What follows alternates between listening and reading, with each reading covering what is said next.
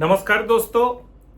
Cholesterol को लेके काफी सारा कॉन्फ्यूजिंग क्वेश्चंस हम लोगों के पास है जो फ्रीक्वेंटली आस्क क्वेश्चंस होते हैं कोलेस्ट्रॉल पेशेंट के। इसके आंसर देते देते हम लोग थक चुके हैं।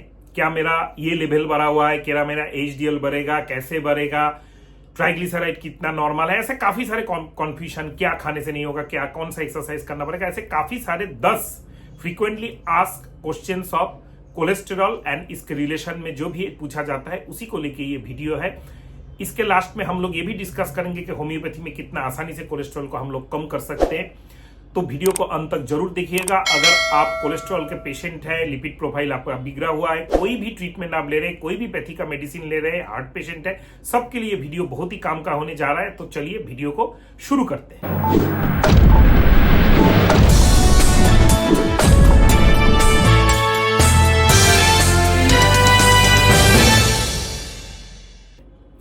नमस्कार दोस्तों, मैं doctor SP Dey, consultant homeopathic physician from Siliguri, West Bengal, India से। कोलेस्ट्रॉल के लेके जो 10 इंपॉर्टेंट फ्रीक्वेंटली आस्क्ड क्वेश्चन है उसमें फर्स्ट क्वेश्चन हम लोगों को पूछा जाता है वो है कोलेस्ट्रॉल का लेवल क्या है। मेरा कोलेस्ट्रॉल ज्यादा नहीं है। तो लिपिड प्रोफाइल में हम लोग 4-5 चीज देखते हैं। फर्स्ट शुरू करते हैं टोटल कोलेस्ट्रॉल का लेवल लेके। टोटल कोलेस्ट्रॉल का जो लेवल होता है वो है 130 से लेके 200 mg पर डेसीलीटर ऑफ ब्लड। तो लिपिड प्रोफाइल का ये जो लेवल्स है इसमें मेल का ज्यादा, फीमेल का कम, ऐसा कभी भी नहीं है। कभी भी ऐसा कॉन्फ्यूजन नहीं रखिएगा। हाँ, लिपिड प्रोफाइल का कोई भी लेवल हम लोग जो पैरामीटर्स में सेट करके देखते हैं वो है risk factor of the patient.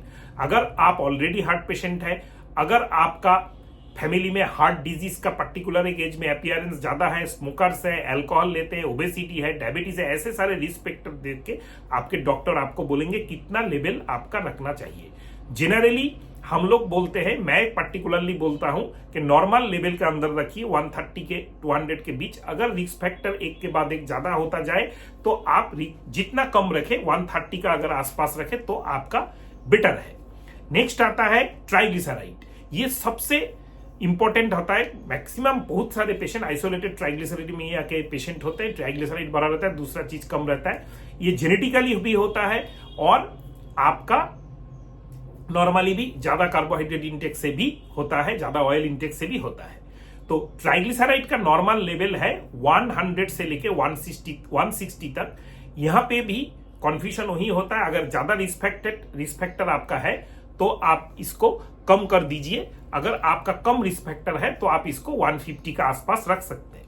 Next होता है HDL. HDL high density lipoprotein, जो बहुत ही अच्छा कोलेस्ट्रॉल माना जाता है, जो total cholesterol and triglyceride and LDL आपके शरीर में जाके प्लाक फॉर्मेशन करेगा, उसको जाके खरोच के निकाल के उसको रास्ता क्लियर करने वाला कोलेस्ट्रॉल है एचडीएल और हाई डेंसिटी लिपोप्रोटीन। ये हाई डेंसिटी लिपोप्रोटीन आप more than 25% of total cholesterol होना चाहिए। मतलब आपका कोलेस्ट्रॉल अगर 100 है तो आपका एचडीएल 25 से ज्यादा। अगर कोलेस्ट्रॉल आपका 200 है टोटल तो आपका एचडीएल 50 से ज्यादा होना चाहिए। इसको बोला जाता है गुड कोलेस्ट्रॉल। और अगर किसी का एचडीएल 60 से ज्यादा होता है तो उसको बोला जाता है कार्डियो प्रोटेक्टिव लेवल। मतलब अगर आपका एचडीएल 60 से ज्यादा है तो आपको कोई चिंता करने का बात नहीं है। आपका ब्लॉकेज ब्रेन में या किडनी में या हार्ट में बहुत कम आने का चांसेस है। लेकिन इंडियंस के एवरेज एचडीएल होते हैं 40। लेकिन अगर आपका कोलेस्ट्रॉल लेवल 200 है तो 40 से आपका काम नहीं चलेगा। एचडीएल को बढ़ाना है, एचडीएल को बढ़ा के आपको 50 के ऊपर ले जाना है। नेक्स्ट आता है LDL and VLDL. LDL and VLDL को लेके बहुत ज्यादा चिकचिकाई हो रहा है, डॉक्टर्स बहुत ज्यादा इंपॉर्टेंट दे रहे हैं। ये खराब कोलेस्ट्रॉल है, लेकिन इन तीनों पैरामीटर्स को अगर ठीक किया जाए, triglyceride, total cholesterol and HDL, तो आपका एलडीएल एंड वीएलडीएल भी ठीक हो जाएगा। क्योंकि फर्स्ट आते हैं वीएलडीएल में, वेरी लो डेंसिटी लाइपोप्रोटीन। ये भी डायरेक्ट टेस्ट नहीं किया जाता है, इसको मेजर कैलकुलेशन किया जाता है। मैक्सिमम लैब जो करते हैं ट्राइग्लिसराइड डिवाइडेड बाई 5 करके आपका वीएलडीएल निकालता है। ये लेस देन 20 होना चाहिए, यही नॉर्मल लेवल है। और बहुत सारे लैब जो एलडीएल के लिए कैलकुलेशन करते हैं, ये भी एलडीएल भी डायरेक्ट मेजर नहीं होता है मैक्सिमम लैब में। मैक्सिमम लैब में इसको कैलकुलेशन किया जाता है, वो है cholesterol minus VLDL minus HDL, तो आपका लेस देन 70 होना चाहिए, ऐसा करके निकाला जाता है। तो मैं क्लिनिकली LDL एंड VLDL को उतना ज्यादा इंपॉर्टेंस नहीं देता हूं, क्योंकि अगर ये बढ़ा होगा तो वहां पे कोलेस्ट्रॉल ट्राइग्लिसराइड भी बढ़ा होगा, HDL कम होगा।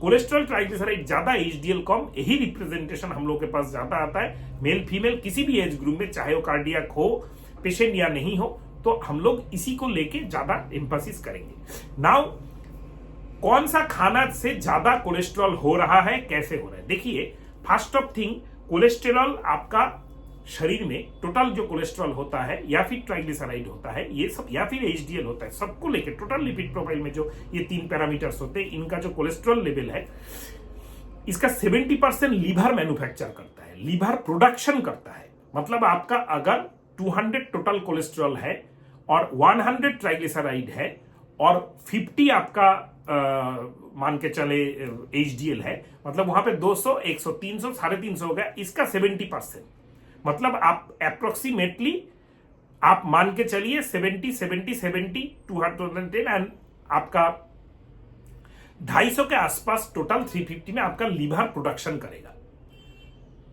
और खाने से रिमेनिंग आता है। तो खाने का पार्ट यहां पे कम हो गया, हम लोगों को फोकस करना पड़ेगा। मैक्सिमम एलोपैथिक डॉक्टर्स, इंक्लूडिंग कोई भी नाम किया, मैं नाम नहीं ले सकता, बहुत सारे फेमस एलोपैथिक डॉक्टर्स के वीडियोस हैं, आयुर्वेदिक डॉक्टर्स, नेचुरोपैथिक डॉक्टर्स के वीडियोस आप देखते हैं, इन सब के वीडियोस में देखिएगा खाना पे ज्यादा एम्फेसिस किया जाता है।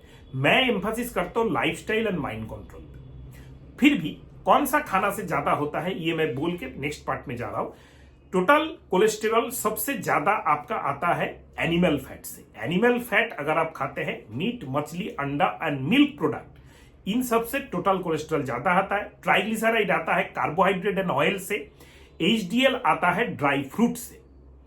तो अगर आप HDL बढ़ाना चाहते हैं तो आप ड्राई फ्रूट्स अगर खाते हैं, जैसे आलमंड्स हुआ, कैस्यू हुआ, बादाम हुआ, छोला हुआ, चना हुआ, तो आपका HDL लेवल बढ़ेगा without hampering any total cholesterol level. लेकिन अगर आप उसी ऑयल ज्यादा खाएंगे, फ्राइड फ्रूट ज्यादा खाएंगे, तो आपका ट्राइग्लिसराइड बढ़ेगा, कोलेस्ट्रॉल भी बढ़ेगा, और जितना नॉनवेज खाएंगे, जितना आप नॉनवेज फास्ट फूड्स पे जाएंगे, तो आपका टोटल कोलेस्ट्रॉल जरूर बढ़ेगा।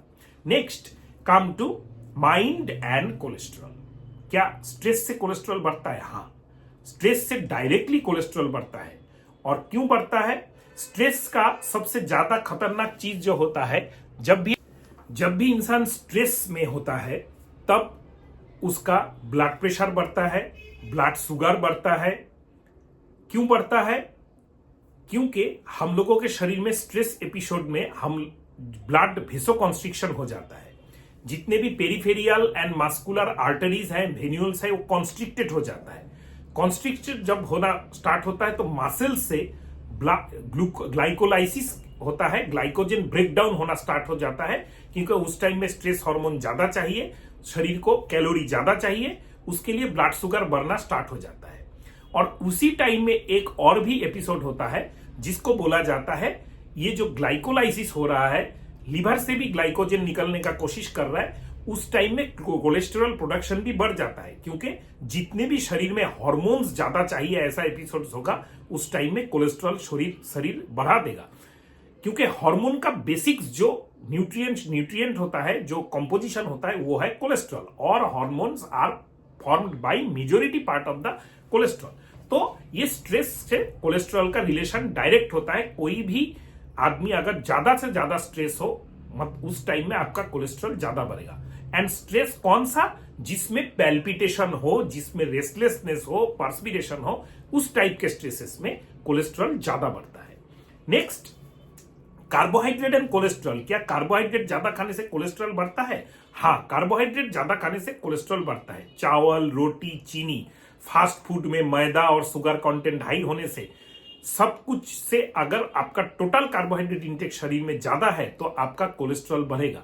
क्योंकि जितना आप कार्बोहाइड्रेट लॉन्ग टर्म लेते रहेंगे, उतना आपका लीवर जो है वो भरा हो जाएगा कार्बोहाइड्रेट का जो संचित पार्ट होता है ग्लाइकोजन से। उसके बाद आपके शरीर में मसल्स में ग्लाइकोजन स्टोर होना स्टार्ट हो जाएगा। अगर इसको 3 महीने में आप बर्न आउट ना करें तो ये फैट सेल में कन्वर्ट हो जाएगा परमानेंट, और टोटल जो भी आप स्ट्रेस्ड आउट होंगे या फिर आपका सेडेंटरी लाइफ है, इनएक्टिविटी अब है, इसका टोटल रिजल्ट होकर आपका आएगा कोलेस्ट्रॉल लेवल हाई। इसीलिए जितना कार्बोहाइड्रेट कंट्रोल करेंगे, कम लेंगे, खास करके रिफाइंड कार्बोहाइड्रेट जैसे चावल हुआ, मैदा हुआ, रिफाइंड आटा हुआ, चीनी हुआ, फास्ट फूड हुआ, कोल्ड ड्रिंक्स हुआ, आइसक्रीम हुआ, स्वीट्स हुआ, ये सब कुछ जितना कम लेंगे उतना आपका टोटल कोलेस्ट्रॉल कम आएगा, ट्राइग्लिसराइड भी कम आएगा। नाउ बॉडी वेट से क्या कोलेस्ट्रॉल का कोई रिलेशन है? हाँ, बॉडी वेट से कोलेस्ट्रॉल का 100% रिलेशन है। जिसका जितना बॉडी वेट बढ़ता जाएगा उसका उतना कोलेस्ट्रॉल एंड ट्राइग्लिसराइड ज्यादा होने का चांसेस बढ़ता रहता है। क्यों? यहां पे भी लास्ट क्वेश्चन का आंसर जैसे मैंने बताया वैसा ही है कि आपका कोलेस्ट्रॉल लेवल आपके स्टोर जो ग्लाइकोजन है, स्टोर जो फैट्स है मसल्स के अंदर जो सैचुरेटेड हो जाते हैं उसके से डायरेक्ट प्रोपोर्शनेट होते हैं। इसलिए अगर ओबेसिटी है, ज्यादा बॉडी वेट है, तो कोलेस्ट्रॉल आपका ज्यादा आने का चांसेस ज्यादा है। Is oil is the only culprit for cholesterol? जो तेल हम लोग खाते हैं इसी से क्या कोलेस्ट्रॉल ज्यादा बढ़ता है? हाँ दोस्तों, अगर आप ऑयल ज्यादा ले रहे हैं तो आपका कोलेस्ट्रॉल होने का चांसेस ज्यादा है। कितना ऑयल लेना चाहिए? पूरा महीने में एक हेल्दी इंसान को घर का खाना जो खाते हैं हर दिन, उनको टोटल ऑयल कंजम्पशन 500 मिलीलीटर से लेके 700 मिलीलीटर के अंदर रखना चाहिए। मतलब एक इन फैमिली जो दो एडल्ट और 2 बच्चे का जो अगर फैमिली हम लोग मान के चले तो 500 मतलब 2 से लेके 3 लीटर के बीच उनका टोटल ऑयल कंजम्पशन होना चाहिए। और ऑयल कौन सा होना चाहिए? कौन सा ऑयल खाने से कोलेस्ट्रॉल होने का चांसेस कम होता है? वो है मिक्स्ड ऑयल। जैसे अनरिफाइंड फर्स्ट होना चाहिए अनरिफाइंड ऑयल, देन होना चाहिए मिक्स्ड ऑयल। जैसे आपने जो मस्टर्ड ऑयल है, सरसों का तेल अनरिफाइंड खरीदा, उसके साथ आपने अनरिफाइंड फ्लैक्सीड ऑयल खरीदा, उसके साथ आपने अनरिफाइंड सनफ्लावर ऑयल खरीदा, फिर उसको आपने मिक्स कर दिया। मिक्स करके जो ऑयल बनता है उससे अगर खाना बनेगा और जो लेवल मैंने बताया ये अगर लगातार लेते रहेंगे तो कोलेस्ट्रॉल लेवल आपका काफी कम हो जाएगा। Is non veg is the main culprit for cholesterol? देखिए नहीं, ऐसा बात नहीं है।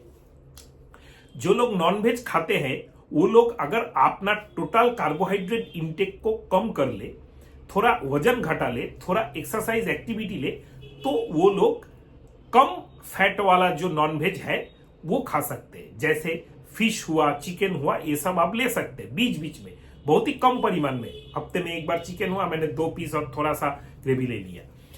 प्रोवाइडेड आपका बॉडी वेट आपका कम है, प्रोवाइडेड आपको एक्टिविटी है लाइफ में, कोलेस्ट्रॉल लेवल स्टेबिलाईज है। तब अगर आपका बॉडी वेट ज्यादा है, कोलेस्ट्रॉल लेवल को आप घटाना चाहते हैं, ऑलरेडी ज्यादा आ चुका है, साथ में आपका कार्डियक रिस्क फैक्टर्स ज्यादा है जो मैंने पहले बताया, वीडियो को पीछे स्क्रॉल करके सुन लीजिएगा, तब आपको नॉनवेज पूरा छोड़ देना ही अच्छा है। Particularly milk and red meat, ये मिल्क एंड रेड मीट जो है इसमें कोलेस्ट्रॉल कंटेंट ज्यादा होता है। Fast food which one is more culprit for cholesterol? देखिए ऑल फास्ट फूड सब कोई कोलेस्ट्रॉल कंटेंट करता है। ऐसा नहीं है कि जो 0 कोलेस्ट्रॉल लिखा हुआ आता है वो भी कोलेस्ट्रॉल कंटेंट करता है डायरेक्टली और इनडायरेक्टली। और सबसे ज्यादा जो चीज होता है फास्ट फूड में आपका ट्रांस फैट ज्यादा होता है, ये भी कोलेस्ट्रॉल बढ़ाता है। और फास्ट फूड में सबसे ज्यादा जो होता है कार्बोहाइड्रेट आपके शरीर में ज्यादा जाता है। दुनिया का ऐसा कोई भी फास्ट फूड नहीं है जिसमें चीनी, रिफाइंड मैदा, रिफाइंड आटा और फैट ना मिलाया जाए। सबसे इंपॉर्टेंट बात यहां पे एक बात कहना चाहता हूं, आप लोग फास्ट फूड को लेके जो पैकेट फूड है उसी को मानते हैं, लेकिन शुगर, मिठाई के दुकान में जो भी मिठाई आप खाएंगे ऑल आर फास्ट फूड। घर में जो बिस्किट चाय के साथ आप लेते हैं हर दिन सुबह शाम या 2-4 बार भी ले लेते हैं कोई, वो भी बिस्किट भी is also a fast food. तो कोई भी फूड जो पैकेट में आता है ऑल आर फास्ट फूड, ये ध्यान में रख के आपको चलना पड़ेगा। नेक्स्ट आता है मिल्क, दूध ना पिए, छोड़ दे। देखिए यहां पे भी हम लोग एक चीज बोले, दूध आपका कोलेस्ट्रॉल कंटेंट करता है, डायरेक्टली कोलेस्ट्रॉल बढ़ाता है। हाँ, घी जो होता है दूध से बना हुआ, उसको आजकल कार्डियो प्रोटेक्टिव कुछ रोल्स है, गुड फैट वहां से आता है ये बोला जाता है। तो गुड फैट का सोर्स मान के घी हम लोग यूज कर सकते हैं, प्रोवाइडेड घी को हम लोग गर्म ना करें। घी में तौला हुआ खाना आप मत खाइए। हाँ, चावल में एक्स्ट्रा करके थोड़ा सा घी, अगर आप कोलेस्ट्रॉल के पेशेंट है या कार्डियक पेशेंट है, फिर भी नॉर्मल टीस्पून का 1 टीस्पून करके 3 टीस्पून 3 दिन में वीकली हफ्ते में 3 टीस्पून ऑनली आप ले सकते हैं। घी को गर्म ना करते, गर्म चीज में मिक्स करके ले सकते हैं। घी जब गर्म करते हैं उसका गुड फैट बैड फैट में कन्वर्ट हो जाता है। नेक्स्ट, मिल्क से हम लोगों को बहुत अच्छा क्वालिटी का प्रोटीन, कैल्शियम, विटामिन डी का प्रिकॉशंस वगैरह मिल जाता है, इसीलिए हम लोग मिल्क ज्यादा पसंद करते हैं। लेकिन मिल्क, अगर आपका बॉडी वेट बढ़ा है, कार्डियक रिस्क फैक्टर्स ज्यादा है, अगर आप ऑलरेडी कार्डियक पेशेंट है, तो मिल्क कभी भी मत लीजिए। मिल्क प्रोडक्ट में पनीर भी मत लीजिए, चना भी मत लीजिए, खाली ले सकते थोड़ा बहुत जो छाछ होता है, घोल टाइप का जो चीज होता है, उसमें कोलेस्ट्रॉल काफी हद तक कम कर दिया जाता है, वो ले सकते हैं। और बीच बीच में आप, जैसे मैंने बोला, घी आप ले सकते हैं, तो अब आपका उतना ज्यादा इफेक्ट नहीं होगा, प्रोवाइडेड बॉडी वेट घटाना है, टोटल कार्बोहाइड्रेट कंट्रोल करना है, बैड फैट नहीं खाना है। Which type of fat is good fat, bad fat, ये आपको समझना पड़ेगा। जब भी कोई एनिमल सोर्स से आया हुआ प्राणी जो फैट्स होते हैं उसको हम लोग लेते हैं, वो बैड फैट होता है। प्लांट फैट जो होता है, जैसे कोई भी, जैसे सरसों का तेल से लेके कोई भी, ये सब गुड फैट होते हैं। लेकिन प्रॉब्लम यहाँ पे है, कोई भी बैड फैट को अगर आप एक बार आप गुड फैट को अगर आप गर्म कर लेते तो बैड फैट में कन्वर्ट हो जाता है। इस पॉइंट्स में एक चीज आपको समझना पड़ेगा, तेल खाने में जितना कम यूज करें उतना अच्छा है। और जो सबसे इंपॉर्टेंट पार्ट है, एक तेल को, वेजिटेबल ऑयल को, सरसों का तेल या मिक्स तेल को अगर आप एक बार गर्म कर लेते हैं, उसको रीयूज मत कीजिए, फिर वो और खतरनाक फैट में कन्वर्ट होता है, कोलेस्ट्रॉल कंटेंट उसमें और ज्यादा हाई हो जाता है। सबसे इंपॉर्टेंट पार्ट यहाँ पे जो होता है कि हम लोग घर में पूरी तल लेते हैं तो इतना सा ऑयल रह जाता है कढ़ाई में, तो उसको फेंक दे, उसमें कोई दूसरा फ्राई कर लेते हैं। ये गलती कभी भी मत कीजिए, इससे आपका शरीर बहुत ज्यादा खतरनाक, क्योंकि ये जो गर्म किया हुआ ऑयल है इसमें फैट कंटेंट बहुत खतरनाक है।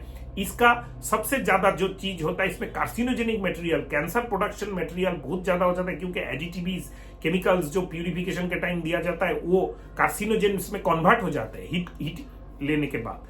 तो ये आप कभी भी मत कीजिएगा। Next, which type of exercise हम लोग करें फॉर कोलेस्ट्रॉल कंट्रोल। देखिए, सबसे इंपॉर्टेंट पार्ट है, योगा करने से कोलेस्ट्रॉल नहीं कंट्रोल होता है, प्राणायाम करने से कोलेस्ट्रॉल नहीं कंट्रोल होता है। सबसे इंपॉर्टेंट बात है, आप एक्सरसाइज को 2 हिस्सों में बांटिए, light exercise, heavy exercise. Light exercise में आता है yoga, pranayama, meditation. Heavy exercise में आता है कार्डियक एक्सरसाइज, ऐसा एक्सरसाइज जिसमें तुरंत पसीना निकालना स्टार्ट हो जाए। तो कोलेस्ट्रॉल को मैनेज करने के लिए अगर आप एक्सरसाइज के लिए सोचते हैं तो डिपेंड करता है आपका शरीर का स्ट्रक्चर क्या है, बॉडी वेट कितना है, दूसरा कार्डियोलॉजिकल मार्कर कितना है, हार्ट में ब्लॉकेज है कि नहीं। अगर आप एब्सोल्युटली यंग इंडिविजुअल है, आपका कोई भी प्रॉब्लम अभी तक नहीं है, तो आप स्टार्ट कीजिए माइल्ड एक्सरसाइज से। माइल्ड एक्सरसाइज आधा घंटा कीजिए, उसके बाद आधा घंटा हेवी एक्सरसाइज कीजिए, जिसमें कार्डियक एक्सरसाइज, कार्डियक आउटपुट बढ़ता है। मतलब आधा घंटा मैंने योगा प्राणायाम कर लिया, उसके बाद मैं आधा घंटा वॉकिंग, जॉगिंग, रनिंग वगैरह या स्विमिंग वगैरह किया। इसका उल्टा भी कर सकते, उल्टे में ही ज्यादा बेनिफिट होता है।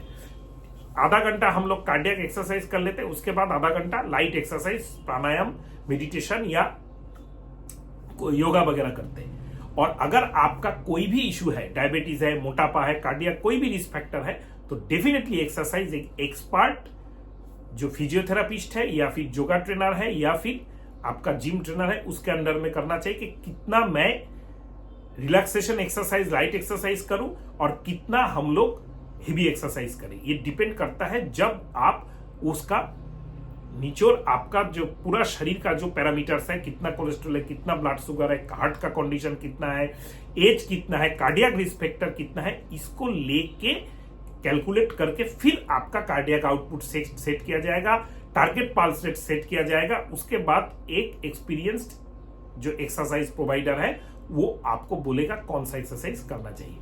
होम्योपैथी में एक से बढ़कर एक कोलेस्ट्रॉल कंट्रोल का दवाई है, प्रोवाइडेड आप डाइट एंड रेगुलर लाइफस्टाइल जो भी मैंने यहाँ पे बताया इसको ठीक कीजिए।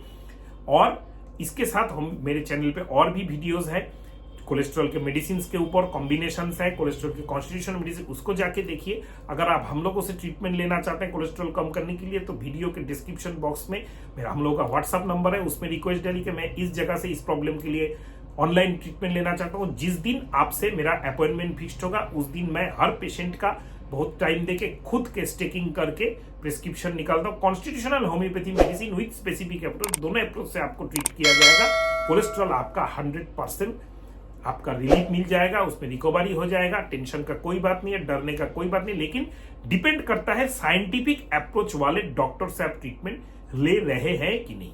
नमस्कार दोस्तों।